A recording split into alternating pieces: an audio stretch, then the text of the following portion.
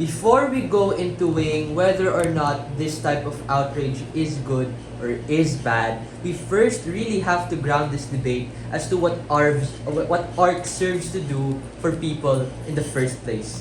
Because sure, opposition does posit and does champion that art is a matter of appreciation or it is a matter of freedom of expression. But in the event that these books, that these paintings, that these films cross the threshold of being just a movie, just a book, just a painting about XYZ, and instead become a piece of art that involves messaging, that involves these social justice causes, well then it's not just about freedom of expression anymore, it's about community building. It's about making your opinion known and making your opinion present to the broader discourse of these topics. Let's take a look at To Kill a Mockingbird. It's a portrayal and a call to action towards injustice against the black community. It wants to envision a world where that doesn't happen. And while all of that is good, the point in which it causes harm to happen, for violence to happen, as to what my partner proved to you in his speech, that is when we say that it is harmful. We don't want that type of discourse in our society, that we want to disavow all of its effects. Two things in my speech. First, I'll rebut directly the speech of LO, and then I'll prove to you as to how that usage of their side is worse. That is worse than when we want our art to be. First, then, a few rebuttals to LO. Number one. The previous speaker says that art is just art. It is mild and just a form of expression.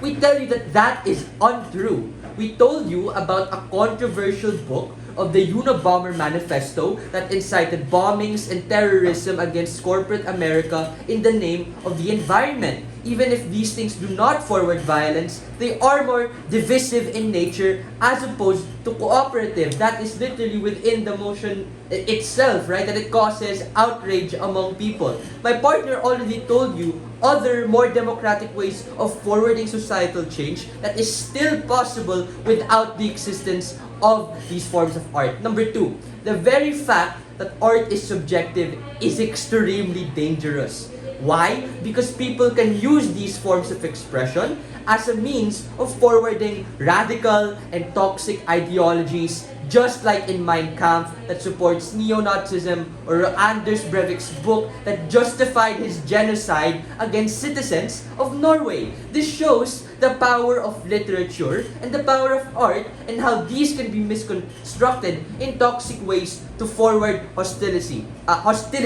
And number three, why are rage and outrage the only motivation and strategy for these social movements? We tell you that a lot of politicians are actually donors to these social movements, and the point in which you muddle this in dirty politics and infighting is the point in which they pull out their donations and you lose the support and political lobbying power that comes with those politicians. It becomes counterintuitive with their attempt to promote awareness and actually fight these social causes in a real and tangible way. Lastly, number four, LO gives a contradictory set of characterizations because he claims that they are visceral and promote anger to take action, but at the same breath dismisses our case by claiming that they're also not that bad, that they're just mild. They really can't cherry-pick characterizations that work on their frame.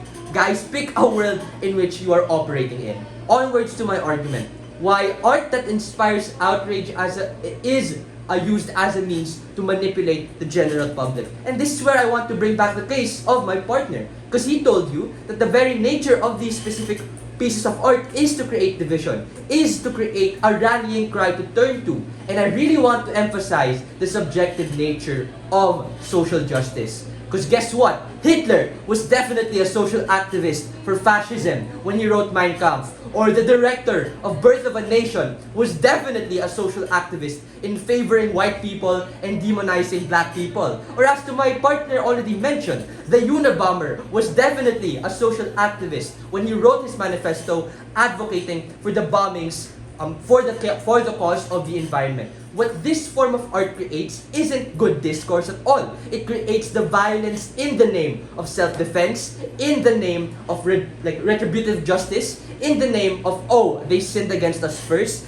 we now have the full leeway to sin and punch against them right back. And I want to impact this line of analysis to what has happened in the past. And this is just directly tackles what opposition also said when they said, oh, art is just art. Their side has led to countless examples of widespread discrimination, as with Birth of a Nation and in Mein Kampf, and even with more seemingly positive examples that have still led to polarization, like To Kill the Mockingbird, where the South is deemed to even be more racist, to be even more unsafe for black people to always be set in their own ways. Point is, that type of polarization leads to a divide in communication between these groups, and that polarization just inhibits actual change that these social justice causes wants in order to happen.